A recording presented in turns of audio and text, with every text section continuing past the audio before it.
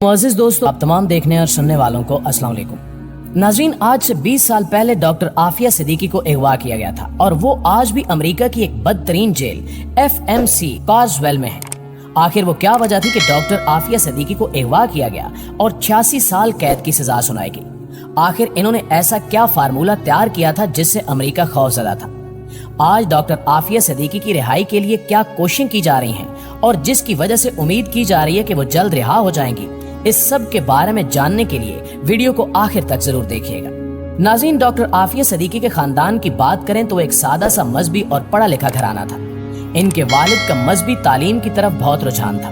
इन्होंने अपने बच्चों को मजहबी तालीम के साथ साथ दुनिया की आला तालीम भी दिलवाई। डॉक्टर आफिया सिद्दीकी बहुत अक्लमंद और ज़हीन थी। इनको 300 साल में पैदा होने वाले ज़हीन तरीन अफराद में शुमार किया जाता है। तकारीर के मुकाबलों में अक्सर मरहूम आमिर लियाकत भी इनके साथ होते। लड़कों में आमिर लियाकत इनाम जीतते और लड़कियों में आफिया सिद्दीकी। अगर कभी सबका एक साथ मुकाबला होता तो आमिर लियाकत कहते कि वो दूसरी तीसरी पोजीशन के लिए मेहनत करते हैं, क्योंकि पहली पोजीशन तो आफिया की ही होगी। डॉक्टर आफिया के खानदान में वैसे तो लड़कियों की जल्दी शादी कर दी जाती, लेकिन इनके भाई तालीम के लिए अमेरिका गए थे। इन्होंने डॉक्टर आफिया को यूनिवर्सिटी ऑफ ह्यूस्टन में स्कॉलरशिप के लिए अप्लाई करने का मशवरा दिया। इस तरह डॉक्टर आफिया सिद्दीकी तालीम हासिल करने अमेरिका चली गई। इसके बाद इन्हें MIT, जो कि दुनिया की बेहतरीन यूनिवर्सिटी समझी जाती है, वहां से स्कॉलरशिप की ऑफर मिली। वहां से इन्होंने बायोलॉजी में ग्रेजुएशन किया और अपनी रिसर्च में अवार्ड भी हासिल किया। इसके बाद इन्होंने PhD भी की। कहा जाता है कि अपनी तालीम के दौरान आफिया सिद्दीकी ने एक ऐसी रिसर्च भी की थी जो अमेरिका के बड़े बड़े साइंसदान भी नहीं कर सके थे। इस रिसर्च का इस्तेमाल करते हुए किसी भी मुल्क के लिए एक बेहतरीन दिफाई निजाम बनाया जा सकता था, यानी बहुत ताकतवर हथियार बनाए जा सकते थे। अमेरिका के कुछ साइंसदानों को इस बात का पता लगा तो इन्होंने अमेरिकी इदारों को इस बात की खबर दी कि डॉक्टर आफिया के पास एक बहुत ही अहम रिसर्च है जो अगर पाकिस्तान के हाथ लगी तो हमारा बहुत नुकसान होगा। इस तरह डॉक्टर आफिया सिद्दीकी से वो रिसर्च हासिल करने के लिए अमेरिकी इदारों ने कोशिशें शुरू कर दी। दोस्तों, डॉक्टर आफिया सिद्दीकी को अंदाजा था कि अगर ये रिसर्च अमेरिका के हाथ लग गई तो वो हमेशा की तरह इसे मुसलमानों के खिलाफ इस्तेमाल करेंगे। इसी वजह से डॉक्टर आफिया सिद्दीकी ने वो रिसर्च एक राज की तरह अपने पास रखी। डॉक्टर आफिया सिद्दीकी एक निहायत ज़हीन खातून थी। इन्होंने ये जहानत बेहतरीन तरीके से इस्तेमाल की थी। इन्होंने एक ऐसा प्लान तैयार कर रखा था कि जिससे मुसलमानों को कुरान की सही मानों में तालीम दी जाती। इन्होंने अपनी पढ़ाई के दौरान तालीमी इदारों में कुछ ऐसी तकारीर भी की जिसमें इन्होंने इस बात का इजहार किया कि अब मुसलमानों को एक साथ मिलकर खड़े होना चाहिए। किस तरह वो बचपन से ही मुसलमानों को कुरान की तालीम दिलवाना चाहती थी। इनका प्लान था कि बच्चे कुरान पर फोकस करते हुए दुनियावी तालीम भी कुरान के जरिए ही हासिल करें। वो बिजनेस के असूल कुरान से सीखेंगे। इन्हें तिब कुरान के जरिए सिखाया जाएगा। एक मुल्क को चलाने के असूल कुरान और हजरत मोहम्मद सल्लल्लाहु अलैहि वसल्लम की जिंदगी से सिखाए जाएंगे। नाज़रीन, 1995 में डॉक्टर आफिया सिद्दीकी की शादी अमजद खान से हो गई और 1996 में इनका पहला बेटा अहमद पैदा हुआ। इनकी शादीशुदा जिंदगी खुशगवार नहीं थी। डॉक्टर आफिया की बहन डॉक्टर फौजिया कहती हैं कि एक दफा वो इनके घर इनसे मिलने गई तो आफिया के चेहरे पर जख्म थे। इन्हें स्टिचेस की जरूरत थी। इनके बेटे ने बताया कि अब्बू ने अम्मी को मारा है।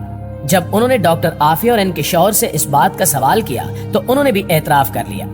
डॉक्टर आफिया के 2 बेटे अहमद और सुलेमान और एक बेटी मरियम है। इनकी शादी कामयाब नहीं हो सकी और 2002 में इनकी तलाक हो गई, जिसके बाद इनके साबिक शौहर आफिया पर इल्जाम लगाते रहे कि वो एक खतरनाक खातून है जो दहशतगर्दी में मुलविस है। हैरत की बात यह है कि इसके बावजूद उसने अपने बच्चों को मुकम्मल कस्टडी डॉक्टर आफिया को दे दी। ये बात ये साबित करने के लिए काफी है कि इनके साबिक शौहर के लगाए गए इल्जामात मुकम्मल झूठ थे। कुछ रिपोर्ट्स के मुताबिक डॉक्टर आफिया के शौहर अमजद अमेरिका की तरफ से की गई साजिश में मुलविस थे। वो इस मकसद से भेजे गए थे कि डॉक्टर आफिया से इनकी रिसर्च हासिल करने की कोशिश करें, लेकिन जब कामयाब न हुए तो डॉक्टर आफिया को तलाक दे दी और डॉक्टर आफिया को अगवा करने का मंसूबा बनाया गया। दोस्तों, अमेरिका में 12 साल रहने के बाद 2002 में डॉक्टर आफिया अपनी फैमिली के साथ पाकिस्तान वापस आई। 31 मार्च 2003 के दिन कराची में डॉक्टर आफिया अपने 3 बच्चों के साथ एक टैक्सी में सवार हुई। वो इस्लामाबाद की फ्लाइट के लिए एयरपोर्ट जा रही थी, लेकिन रास्ते में ही कुछ लोगों ने इन चारों को रोका और टैक्सी से निकाल लिया। अगले 5 साल यानी 2008 तक वो सब गायब रहे। 2008 में अमेरिकी इदारों की तरफ से डॉक्टर आफिया के घर वालों से राब्ता किया गया और डॉक्टर आफिया के बड़े बेटे अहमद को डॉक्टर आफिया के घर वालों के हवाले कर दिया गया। इसके बाद से वो अपनी खाला डॉक्टर फौजिया और अपनी नानी के साथ रहता है। इसके बाद 2010 में डीएनए टेस्ट के बाद डॉक्टर आफिया की बेटी मरियम को डॉक्टर फौजिया के हवाले कर दिया गया। डॉक्टर आफिया को अफगानिस्तान में बगराम डिटेंशन सेंटर में रखा गया था। 2006 में मुअज्जम बेग की किताब एनिमी कॉम्बेटेंट के नाम से आई। मुअज्जम बेग बगराम और ग्वांतानामो जेल में कैदी रह चुके थे। उन्होंने अपनी किताब में ये जिक्र किया कि बगराम जेल में इन्हें एक औरत की इंतहाई दर्दनाक चीखें सुनाई देती थी। वहां एक औरत कैदी नंबर 605 और the grey lady of Bagram के नाम से मशहूर हो गई थी। कुछ लोगों ने यह ख्याल किया कि हो सकता है कि वो डॉक्टर आफिया ही हो, लेकिन ये बात यकीन के साथ नहीं कही जा सकती थी। 2008 में डॉक्टर आफिया को कैद से रिहा किया गया और इनके पास एक बच्चे को लेकर गए जिसके बारे में कहा कि यह आपका बेटा अहमद है। वहां से आफिया और इसके बच्चे को कत्ल करने का मंसूबा बनाया गया। यहाँ से कहानी के 2 रुख शुरू होते हैं। अफगानिस्तान की तरफ से कहानी का ये रुख सुनाया जाता है कि डॉक्टर आफिया को उसके बच्चे के साथ गवर्नर हाउस की तरफ जाने के लिए कहा गया था, लेकिन वो गवर्नर हाउस की तरफ जाने की बजाय मस्जिद की तरफ गई और कमजोरी की वजह से गिर गई। जबकि दूसरी तरफ अमेरिका की तरफ से ये बयान दिया जाता है कि इनके फौजियों के पास ये खबर थी कि एक दहशतगर्द औरत आएगी जो देखने में बहुत कमजोर लगेगी लेकिन बहुत खतरनाक है। इसके साथ एक बच्चा भी होगा। हुक्म दिया गया था कि जैसे ही उस औरत को देखो फौरन उसे कत्ल कर दो। तो उन्होंने इनको देखते ही शूट कर दिया और कत्ल कर दिया गया। ये एक झूठी खबर थी जो यकीनन इनके घर वालों और पाकिस्तानी कौम के लिए बहुत तकलीफ दे रही। डॉक्टर आफिया पर इल्जाम लगाया गया कि इन्होंने अमेरिका के फौजी अफसरों पर कातिलाना हमला करने की कोशिश की है, जबकि ऐनी शाहिदीन के मुताबिक आफिया इतनी कमजोर हालत में थी कि मस्जिद की दीवार के करीब गिर गई थी। दोस्तों, सवाल यह है कि इस हालत में इन्होंने फौजी अफसरों पर हमला कैसे किया।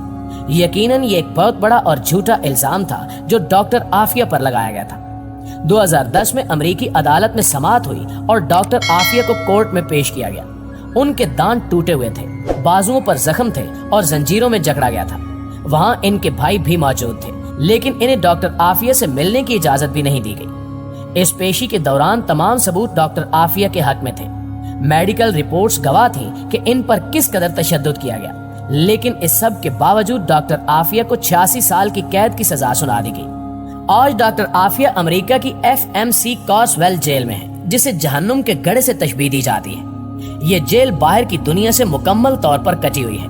वहाँ इन पर जिस्मानी तशद्दुद, जिनसी ज्यादती और हर तरह का जुल्म किया जाता है। इनके लिए भेजे गए खत भी वापस कर दिए जाते हैं। डॉक्टर आफिया की बहन डॉक्टर फौजिया डॉक्टर आफिया की रिहाई के लिए मुसलसल कोशिश करती रही। हाल ही में डॉक्टर फौजिया और सेंटर मुश्ताक अहमद डॉक्टर आफिया से मुलाकात के लिए अमेरिका रवाना हुए। डॉक्टर आफिया के अगवा के 20 साल बाद इनकी बहन इनसे मिलने गई तो इनसे हाथ मिलाने और गले मिलने की इजाजत भी नहीं थी। कमरे के एक हिस्से में कौम की बेटी डॉक्टर आफिया थी और दूसरी तरफ डॉक्टर फौजिया, सेंटर मुश्ताक अहमद और इनके वकील। दरमियान में शीशे की दीवार थी। अल्लाह ताला डॉक्टर आफिया की रिहाई और वतन वापसी के लिए की जाने वाली कोशिशों को कामयाब करे और हमें अपने अजीम लोगों की कदर करने वाला बना दे। आमीन।